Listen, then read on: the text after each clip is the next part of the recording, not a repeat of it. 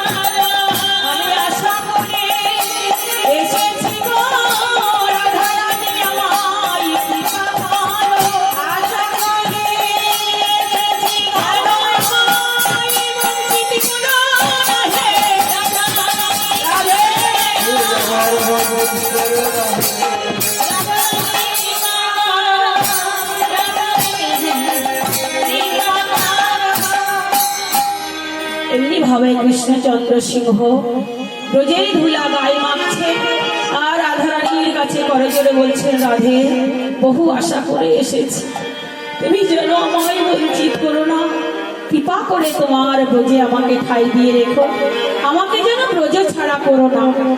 বেলা নাই কথাটা শোনার মতো শোনা হলে একবার শুনবা মাত্রই তার কৃষ্ণ প্রাপ্তি হয়ে যায়।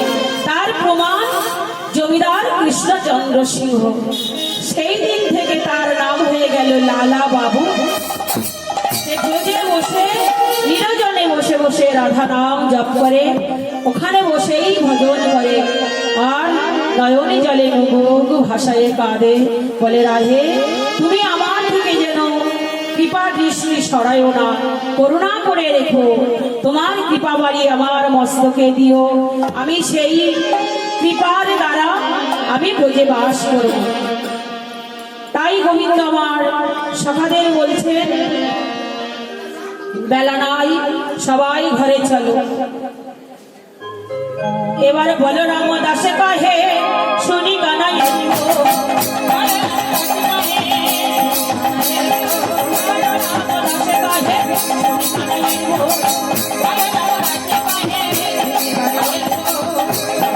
ভালো মাঝে করে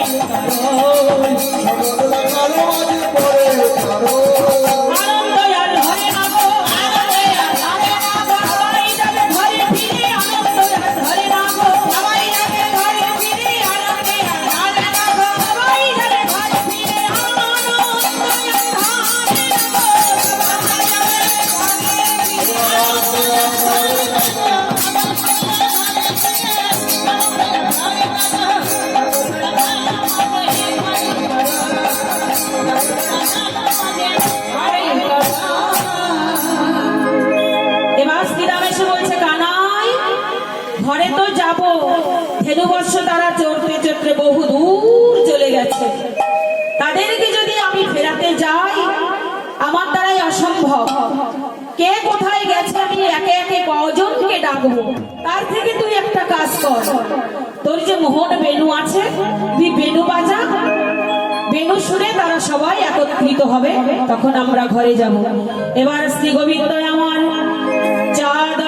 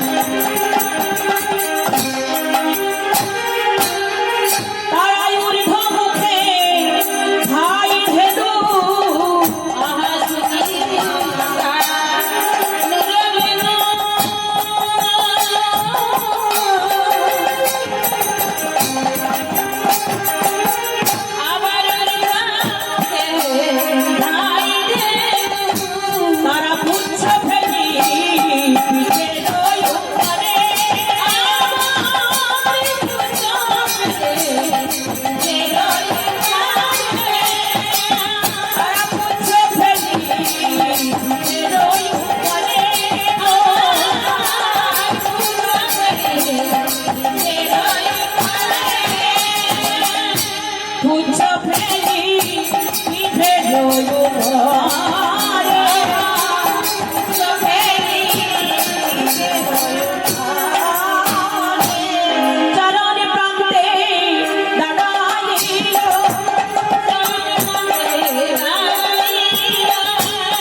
বেণুর ধ্বনি শুনে তারা চরণ প্রান্তে এসে দাঁড়ালো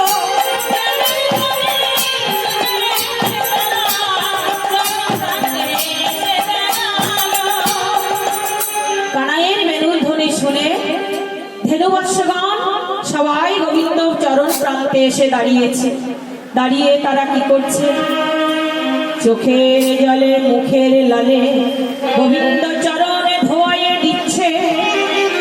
তারা যেন জানাইছে, হে গোবিন্দ হে,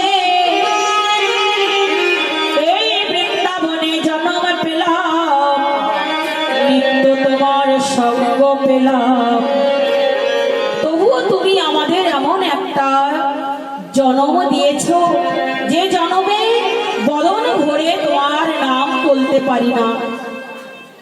করজোরে তারা জানাইছে,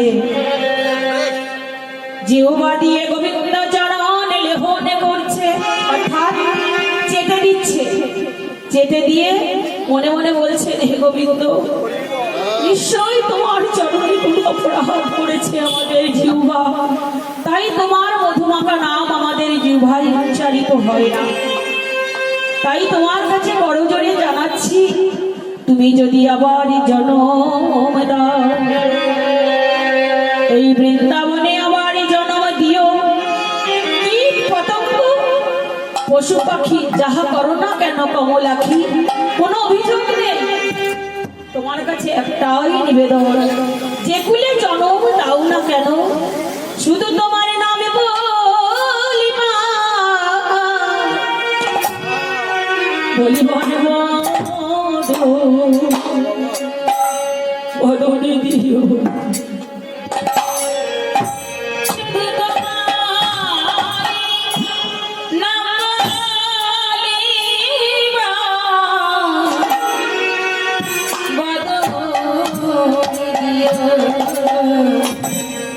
আমাদের যে কুলে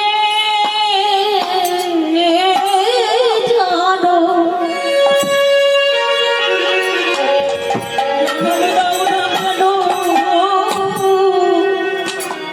তোমার নামে বলিবা, একটা বদনে দিও। আমাদের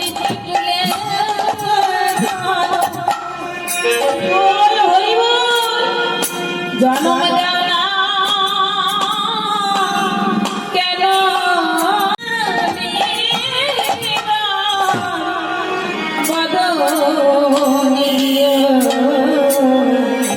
আমরা প্রাণ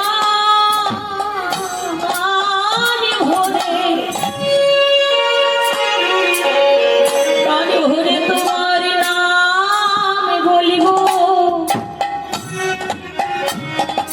ওহে প্রভু, তোমার নামে বলিবা, একটা বদনে দিও। আমরা প্রাণ ভরে তোমার